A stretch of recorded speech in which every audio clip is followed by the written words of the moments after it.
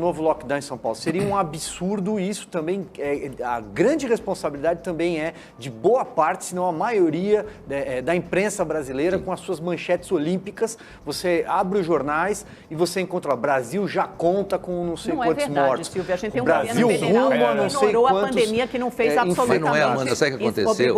O Supremo Tribunal Federal não permitiu que o governo federal tivesse alguma voz na pandemia. A grande verdade é essa, afastou o governo federal completamente da gestão na pandemia. Porque delegou... O governo federal estava sabotando, qualquer tipo de medida. O governo federal foi sabotado. O governo federal foi sabotado. Ele não pôde implementar nenhuma das políticas que ele gostaria de ter. E ainda ajudou muito, né? Claro, também para quem está acompanhando. Vamos ouvir o Constantino.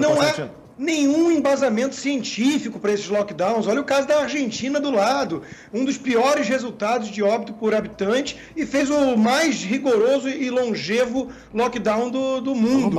Isso não é ciência, isso é uma arrogância de tecnocratas que estão mais perdidos do que seguem o tiroteio. E o próprio prefeito Bruno Covas, é até ruim falar mal da gestão dele aqui, porque a chance do Boulos chegar à prefeitura é ainda mais assustadora.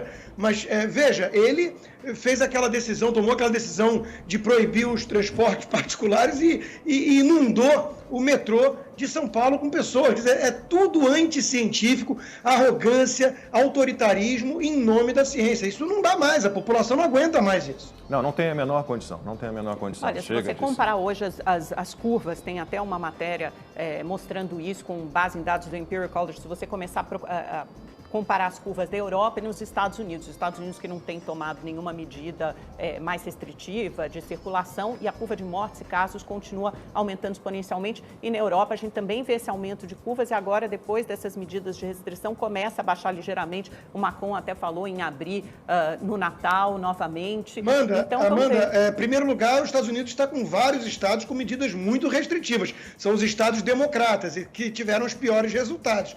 Em segundo lugar, não faz nenhum sentido acompanharmos o número de casos. Todo mundo sabe que o número de casos pode aumentar, mas a taxa de letalidade nessa tal segunda onda está muito inferior. O que tem que acompanhar é óbito e ocupação hospitalar. Acabou.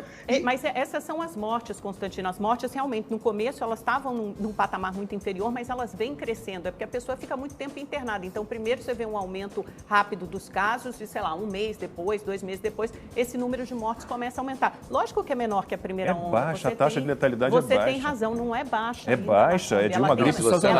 E outra coisa, se você analisar a população, o número de contaminados, ela acaba sendo baixa. É muito baixo. E desculpem, mas Imperial College, vamos lá, de novo, eles erraram na gripe suína, na gripe aviária, na H1N1, eles erraram de novo agora. Eles erraram todas as projeções historicamente. Mas isso não são projeções, todas as projeções eles erraram. São dados factibilizados. A taxa de letalidade é de uma gripe sazonal.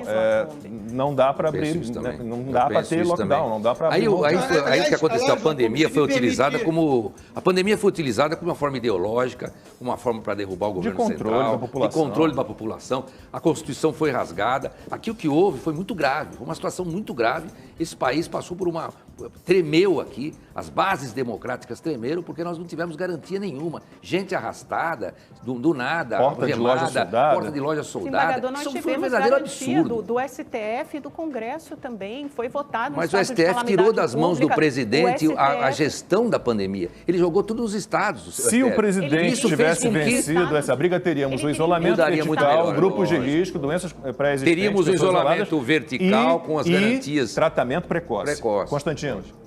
Não, o presidente falou na live de ontem que a máscara é mais um tabu que vai acabar caindo. E eu acho que ele está certo nisso também. Não há nenhuma pesquisa robusta mostrando a eficácia da forma que as pessoas usam esse tipo de máscara. Uma coisa é aquela N95 parruda que os enfermeiros usam. Outra coisa é essas máscaras descartáveis que todo mundo está usando. Agora, eu queria... Não sei se o Murilo já está com o áudio ok, mas o Lacombe mencionou o Imperial College, né? Quem ainda leva a sério depois dessa pandemia, Imperial College, OMS e, cá entre nós, alguns institutos de pesquisa, não são todos, não vamos generalizar, realmente precisa explicar, né, qual é o conceito por trás. Eu queria perguntar ao Murilo exatamente isso. Por que tantos institutos de pesquisa, eles não erram apenas porque o erro estatístico poderia ser aleatório, né? Eles erram sempre com o mesmo viés, inflando as intenções de votos da extrema esquerda, né? Normalmente é isso que a gente observa em vários desses institutos. Não é o caso do Paraná, com certeza.